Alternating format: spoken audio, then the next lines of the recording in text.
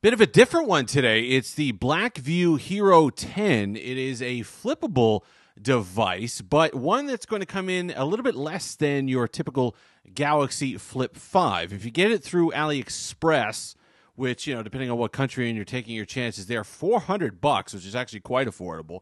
Blackview's site will be about $530, and then Amazon price fluctuates anywhere like $600, that kind of range. Link may be in the description, may help the channel for FTC reporting. We'll go ahead and disclose that. We'll just assume that links do help the channel there. But it's interesting for a lot of reasons. Of course, first, the price and the fact that it is a legit clamshell flippable. You can see the folding glass display there. It is a bright display.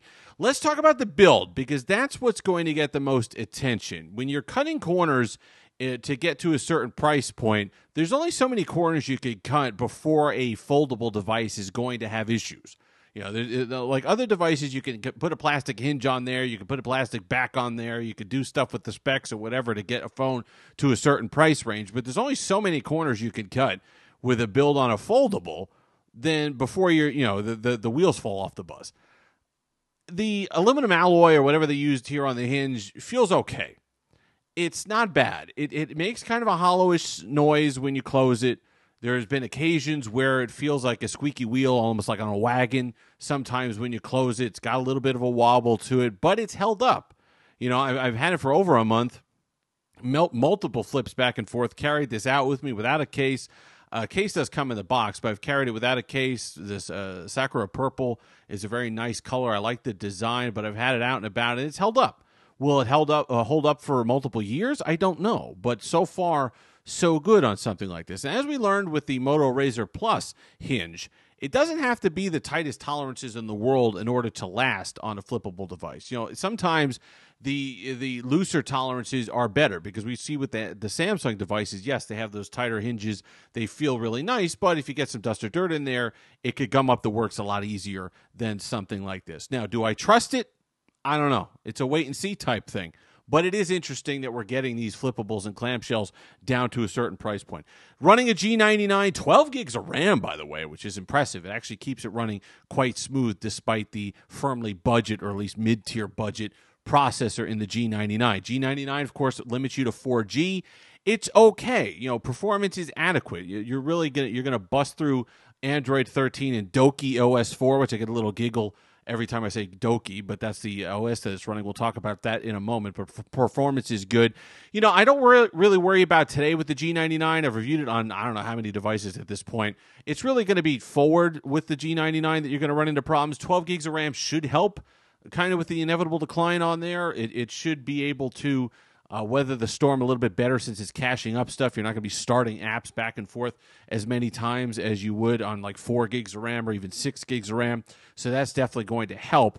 But unlike, a Snapdragon 8 Gen 3 on a flagship, which you're spending obviously a lot more for, where you can tell that your Instagram scroll of your cat photos is using like 2% of the potential power there, on some things, the more intensive stuff on the G99, you can kind of feel that you're using kind of what's there. So if you're going to ask a lot for it, if you think you're going to do high-end gaming on it, you're going to feel some slowdowns there. Doki OS is fine. I really have no issues with it. I've used it for a few years. It reminds me a lot of early MIUI. It's colorful, it's playful. You're going to learn the menu settings and stuff like that, so it's a little bit different. Here's the thing that's interesting, and here's why I really like the Blackview, the Hero 10. Blackview, it's running on Android 13 right now. Blackview is promising 3 years of major Android upgrades. Android 14, 15, and 16. That's significant.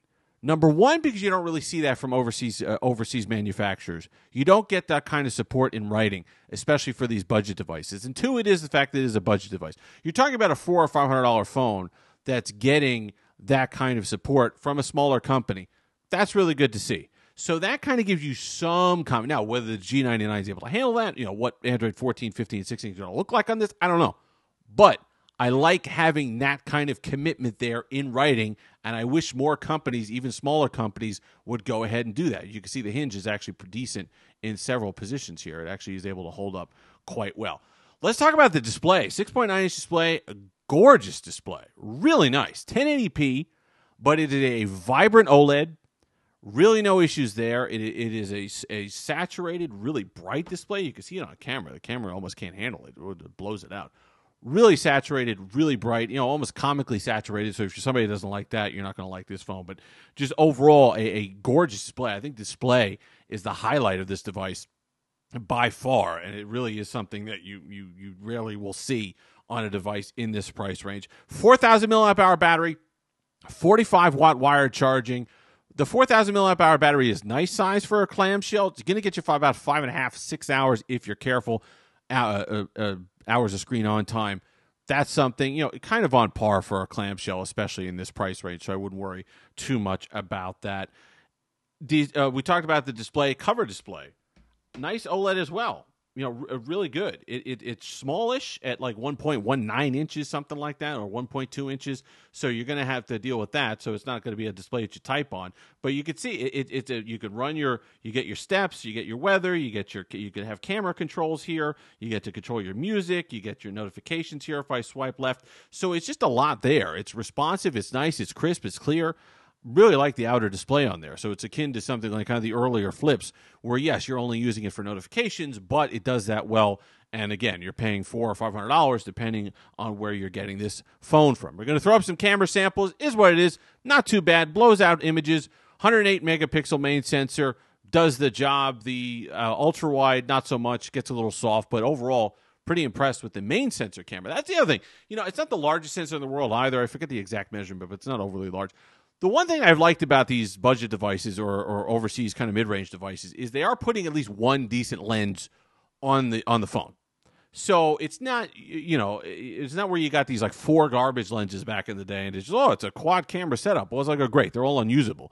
They're only putting 2 cameras on there, maybe 3, but one of them is really decent. One of them is at least representative where you could get a decent image out of it. So I like that here as well.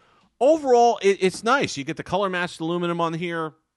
The eco leather is nice. It's a little thinner, so it might scratch or scuff, but overall, it's a decent feel to it. Like I said, you worry about build quality, about the screen protector, whatever, peeling or having issues over time. The power button's not very good. It doesn't feel great when you're pressing it. Sometimes I wondered whether I pressed it or not, but the fingerprint sensor works well. There are some definite compromises that Blackview made to get to this price point, but you're going to expect that. Here's the thing, though. Overall, I like it. I like the direction it's going. Would I buy something like that? Yes, because I have 9 million phones, so I would take a chance on something like this. Should this be your daily driver for the next 2 or 3 years?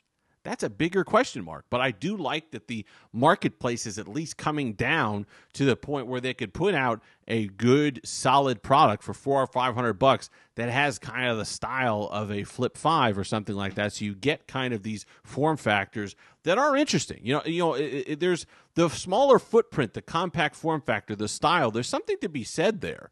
There's a type of consumer who goes for that.